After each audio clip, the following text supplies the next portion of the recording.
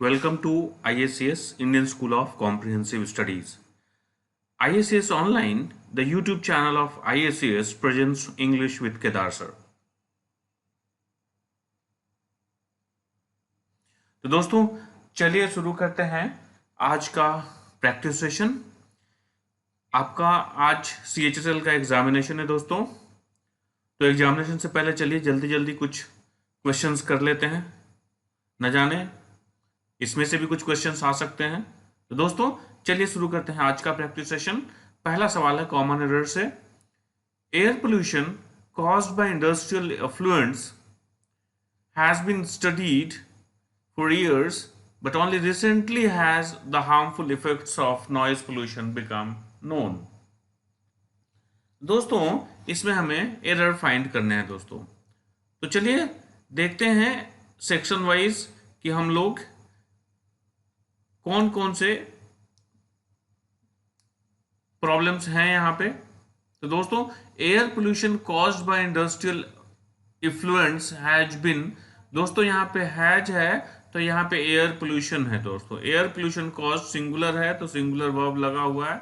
Has been studied for years passive voice में है, no problem दोस्तों। But recently has the harmful effects of noise pollution become known, but only recently has, दोस्तों ये has है यहाँ पे, एक दूसरा ऑक्सिलरी वर्ब है यहाँ पे, तो इसका सब्जेक्ट कहाँ पे है? तो दोस्तों but only recently has the harmful effects, यहाँ पे इसका सब्जेक्ट है हार्मफुल इफेक्ट्स जो कि प्लूरल है दोस्तों, और हार्मफुल इफेक्ट्स प्लूरल है तो सब्जेक्ट यहाँ सॉरी ऑक्सिलरी वर्ब यहाँ पे सिंगुलर नहीं हो सकता है, तो प्लूरल क्या होगा दोस्तों? हैज को हम लोग हैव से रिप्लेस करेंगे। ठीक है दोस्तों, तो answer would be option number B where has will be replaced with have. Now look at question number 2। I used to work till 11 PM and then I go to bed. दोस्तों इसमें अगेन हम लोग वही सेक्शन वाइज करेंगे। I used to work till 11 PM, ये past form में है दोस्तों, इतना दूर। And then I go to bed, दोस्तों ये भी पास्ट फॉर्म में होना चाहिए। मैं 11 बजे रात तक यानी कि PM तक काम किया करता था। Then I go to bed, फिर मैं बिस्तर पर जाता हूं, नहीं होगा दोस्तों, बिस्तर पर जाता था, यानी कि यहाँ पे ये सिंपल पास्ट टेंस में बनेगा। गो का V2 हो लगेगा वेंट। ठीक है दोस्तों, तो गो को हम लोग वेंट से रिप्लेस करेंगे, यानी कि answer would be option number C where I go will be replaced with I went, right. Now look at question number 3। Rohit started a very small business 2 years ago, but it grew very fast as the country is experiencing a boom at that time. दोस्तों देखते हैं again वही हम लोग section wise देखेंगे sentence में कहां पे प्रॉब्लम है। Rohit started a very small business, simple past tense में दोस्तों, subject plus V2, a very small business 2 years ago। दोस्तों जब अगो होता है तो सिंपल पास्ट टेंस में ही होता है, यानी कि सही है, ये सब्जेक्ट प्लस V2 लगा हुआ है। But it grew very fast, ये भी सिंपल पास्ट टेंस में है, it plus V2, grew very fast as the country is experiencing. दोस्तों इतना पार्ट जो है कि ये पास्ट टेंस में था तो ये भी पास्ट टेंस में ही होगा। As the country was experiencing a boom at that time, वो पुराने पिछले टाइम के बारे में, दैट टाइम के बारे में बोल रहा है, पास्ट टेंस के टाइम के बारे में बोल रहा है, तो is will be replaced with was, right. So answer would be option number C where country is experiencing will be replaced with country was experiencing, right? Now look at question number 4. Most children liked to rest in the afternoon after they returned from school, but my son seems to have an inexhaustible source of energy. तो देखते हैं दोस्तों, most children liked to rest in the afternoon, liked है दोस्तों, most children subject plus liked यानी कि V2 है, subject plus V2 है दोस्तों यहाँ पे, यानी कि सिंपल पास्ट टेंस में है। After they return from school, देखिए दोस्तों they plus return subject plus V2 है सिंपल पास्ट टेंस में, तो आगे का भी हम लोग को पास्ट फॉर्म में ही मेंटेन करना पड़ेगा। तो but my son seems to have, देखते हैं दोस्तों, my son subject plus seems V5 हो गया दोस्तों, जो कि यहाँ पे रिप्लेस करेंगे V2 से, यानी कि सिम्स का V2 क्या हो जाएगा, सिम्ड हो जाएगा दोस्तों, सिम्ड, राइट। तो answer would be option number C, where my son seems को माई सन सिम्ड इस्तेमाल करेंगे, right. Now look at question number 5. Dressed in a beautiful red gown, the young lady eagerly waits for her husband to return so that she could cut the cake. दोस्तों चलिए हम लोग देखते हैं again segment wise. Is dressed in a beautiful red gown, दोस्तों ये V2 है। The young lady eagerly waits for her husband, दोस्तों ड्रेस्ड ये V2 है, सब्जेक्ट इसका यंग लेडी है यहाँ पे, और इसका दूसरा वर्ब यहाँ पे है वेट्स। एक सब्जेक्ट है दोस्तों, एक सब्जेक्ट में यंग लेडी ड्रेस्ड है जो सब्जेक्ट प्लस V2 है, दूसरे में वेट्स नहीं होगा दोस्तों, यहाँ पे क्या होगा, वेटेड होना चाहिए। फिर भी हम आगे देखते हैं पास्ट फॉर्म में है क्या, शी कुड, ये भी पास्ट फॉर्म में है, यानी कि ये पास्ट फॉर्म में होना ही होना है, यानी कि वेट को चेंज करेंगे वेटेड में, राइट। तो answer would be option number B, जहां पे वेट्स को वेटेड में हम चेंज करेंगे। Now look at question number 6. They have recently begun to purchase furniture from their own bungalow which is being constructed in Delhi. दोस्तों चलिए देखते हैं, they have recently began, problem यहीं पे मिल गया दोस्तों, दे के बाद हैव प्लस V3, ये बिगेन जो है ये V2 होता है, इसको चेंज करना है V3 में। V3 क्या होगा, बिगेन बिगन बिगन होता है, बिगिन बिगेन बिगन, यानी कि बिगेन को हम लोग बिगन से रिप्लेस करेंगे, right. So answer would be option number A, जहां पे दे हैव रिसेंटली बिगेन को दे हैव रिसेंटली बिगन करेंगे, right. Now look at question number 7. Big zamindars in the villages who were till now paid for electricity at the subsidized rates will soon have to pay the government at full rates. अब देखते हैं दोस्तों इसमें कहां पे problem है। Big zamindars in the villages who were till now paid, दोस्तों who were के बाद अगर V3 होगा तो इसका मतलब पेसिव वॉइस होगा, जो कि यहाँ पे सेंस में ये नहीं है। यहाँ पे ये कह रहा है कि बिग जमींदार जो कि अभी तक पे कर रहे थे इलेक्ट्रिसिटी एट सब्सिडाइज्ड रेट पर, विल सुन हैव टू पे, अब उनको जल्द में ही गवर्नमेंट के फुल रेट्स पर पे करना पड़ेगा, यानी कि ये एक्टिव वॉइस में होना चाहिए। और जब एक्टिव वॉइस में होगा तो वर्ब के साथ क्या लगाएंगे हम लोग, पेइंग, राइट। तो क्या हो जाएगा, paid will be replaced with paying, so answer would be option number B. Now look at question number 8. Had I known the weather forecast earlier, I would not make plans to go out. तो दोस्तों had I known the weather forecast earlier, इसका मतलब है कि ये past tense का imaginations है, ठीक है, पास्ट टेंस का इमेजिनेशंस है, ठीक है, पास्ट टेंस का इमेजिनेशंस है। और पास्ट टेंस के इमेजिनेशंस में क्या होता है, अगर आप इफ लगते हैं फिर subject plus had plus V3, उसके बाद का जो क्लॉज होता है वो क्लॉज, अगेन ये जो क्लॉज होगा ये क्लॉज हमेशा क्या होगा, subject plus would have plus V3 होता है दोस्तों, वुड हैव प्लस V3 होता है, राइट। तो यहाँ पे क्या होगा, अगर इफ हटाना चाहते हैं तो ये हैड इफ के जगह आ जाता है, ठीक है दोस्तों, यहाँ पे हैड लगा हुआ है तो इफ हटा दिया तो हैड के जगह पे आ गया, तो had I known the weather forecast earlier, यहाँ तक तो सही है। अगर मुझे वेदर फोरकास्ट के बारे में पहले पता चल गया होता, I would not have made, तो यहाँ पे नॉट मेक को क्या लगेंगे, वुड नॉट हैव मेड होगा दोस्तों, तो मेक को हैव मेड से रिप्लेस करेंगे, right. So answer would be option number C. Now look at question number 9.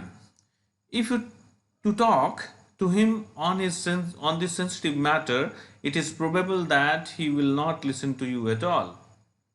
देखते हैं दोस्तों इसमें कहां प्रॉब्लम है। If you to talk on this sensitive matter, अगर आपको उनसे बात करना है, देखते हैं दोस्तों, if you to talk to him on his sensitive matter, on this sensitive matter, इस सेंसिटिव मैटर बात करना है, इट इज प्रोबेबल, ये संभावित है, that he will not listen to you at all, वो आपसे नहीं सुनेगा। दोस्तों ये इफ वाला क्लॉज है जो यहाँ के इफ प्लस क्या है, simple present, subject plus V1 और V5, ठीक है, plus object plus subject plus will या shall plus V1, right, plus object. तो यहां पे हो गया कि if you to talk to him on this sensitive matter, it is probable that he will not listen to him, यानी कि ये क्या होगा, नो एरर होगा दोस्तों, इसमें कोई भी एरर नहीं है। तो answer would be option number D, no error. Now look at question number 10। The pain ease away after the surgery and slowly the stitch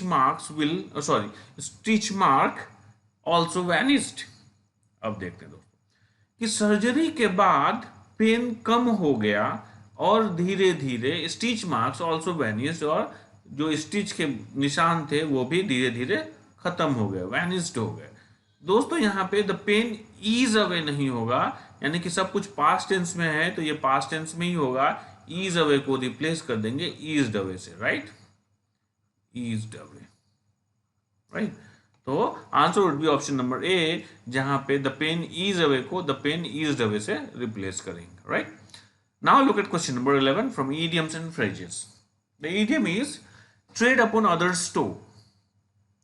दोस्तों to trade upon others toe का मतलब होता है कि दूसरे की फीलिंग्स को हर्ट करना।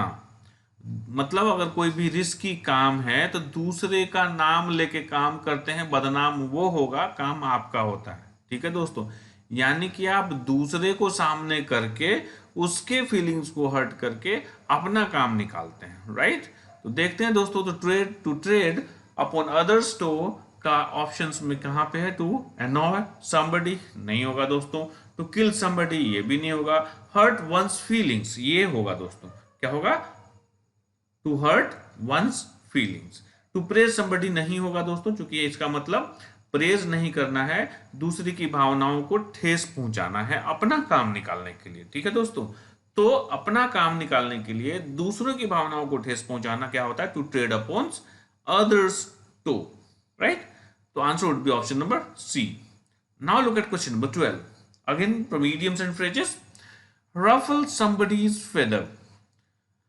दोस्तों टू रफल समबडीज फेदर का मतलब होता है टू अनॉय समबडी, किसी को परेशान करना, उसको इरिटेट करना, टू इरिटेट समबडी, ओके। तो देखते हैं दोस्तों इसमें क्या है, ऑप्शंस गैम्बल नहीं होगा, एस्केप रिस्पॉन्सिबिलिटी नहीं होगा, टू अनॉय समबडी ये हो सकता है दोस्तों, यही होगा ही, to annoy somebody, show contempt for ये भी नहीं होगा दोस्तों। तो answer would be option number C, to annoy somebody, किसी को इरिटेट करना या गुस्सा दिलाना, टू रफल somebody's feather.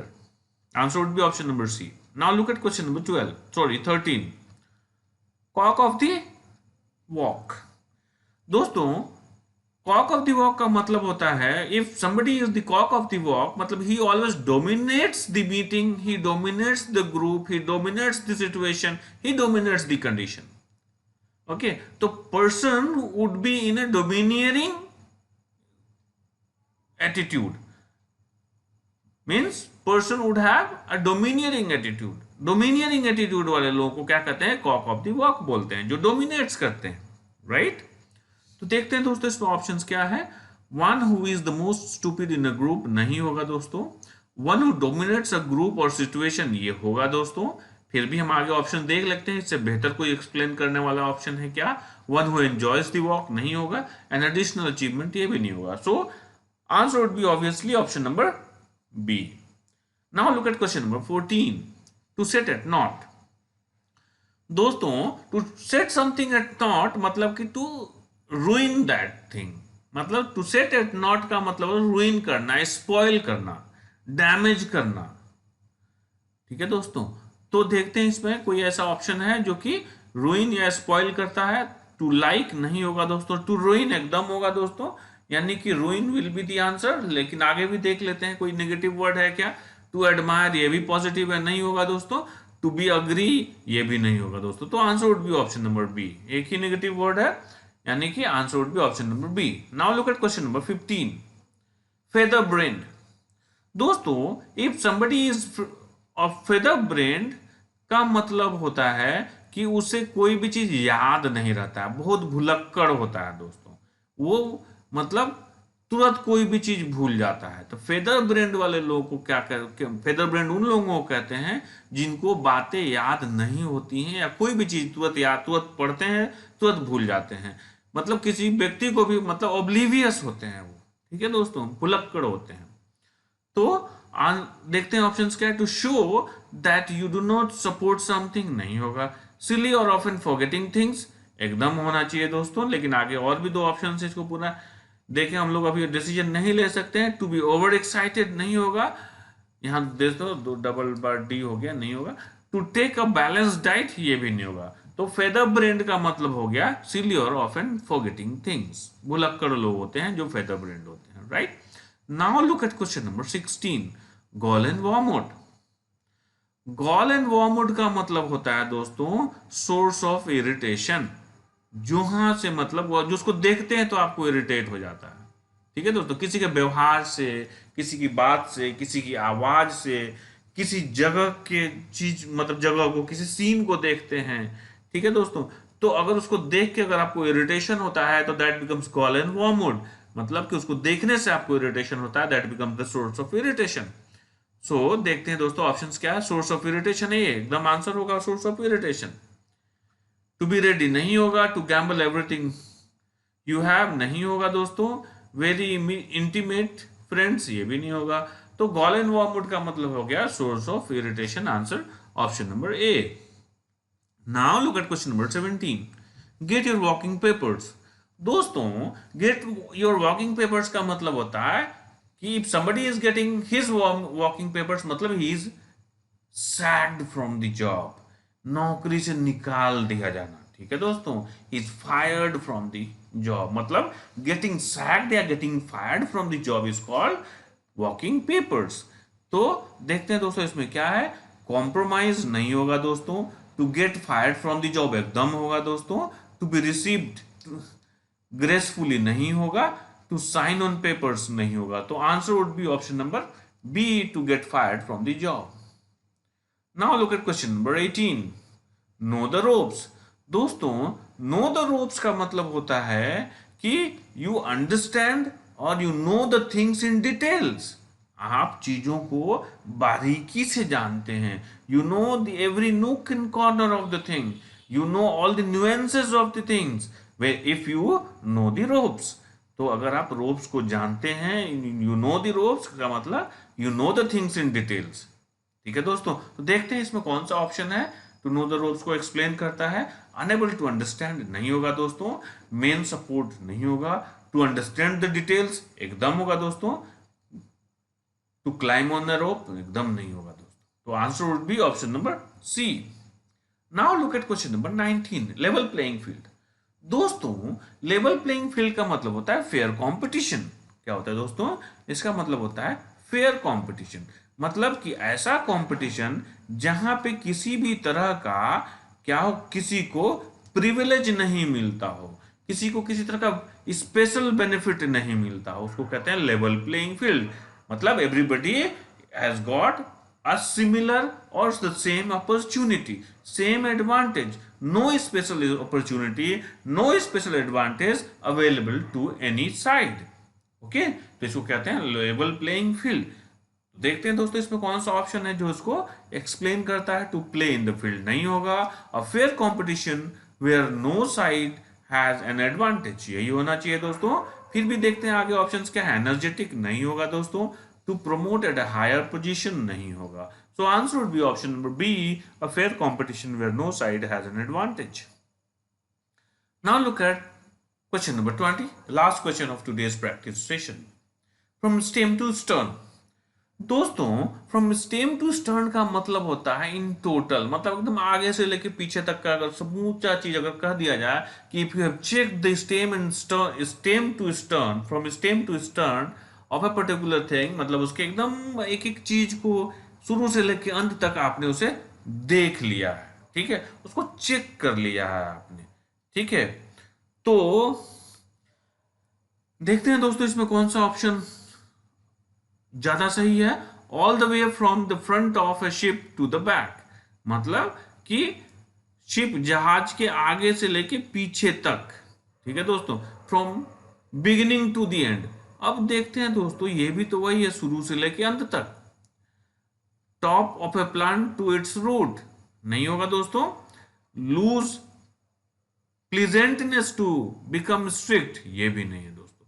तो फ्रॉम स्टेम टू स्टर्न का मतलब होता है अगर यू हैव चेक्ड समथिंग तो उसको पूरा, ऐसा नहीं कि बिगिनिंग टिल एंड का मतलब होता है शुरू हुआ और एंड हुआ, ठीक है दोस्तों, तो शुरू और एंड देखिए, to some extent B is right, now you have to weigh which one is more correct, right. तो इसमें देखते हैं कि इस कॉन्टेक्स्ट में कौन सबसे ज्यादा एक्सप्लेन करता है। तो all the way from the front of a ship to the back, मतलब एकदम आगे से लेके पीछे तक, शुरू से अंत तक नहीं दोस्तों, आगे से लेके पीछे तक चेक करना क्या कहलाएगा, from stem to stern. So answer would be option number A, right. दोस्तों आज का प्रैक्टिस सेशन यही समाप्त होता है and I wish you all the best for today's exam and hope you would score very much and if you guys any sort of issues if you have in the examination or after the examination, do write your comments in the comment box. दोस्तों I am always there with you to solve your problems and if you have any sort of problem do write to me, okay, and if you have any sort of suggestions please give me the suggestions so that I can improve this practice session or upcoming videos. Thank you very much. Thanks a lot for watching this video and please if you have not subscribed to my channel do subscribe to it and please forward to your friends. Thanks a lot. Thank you very much.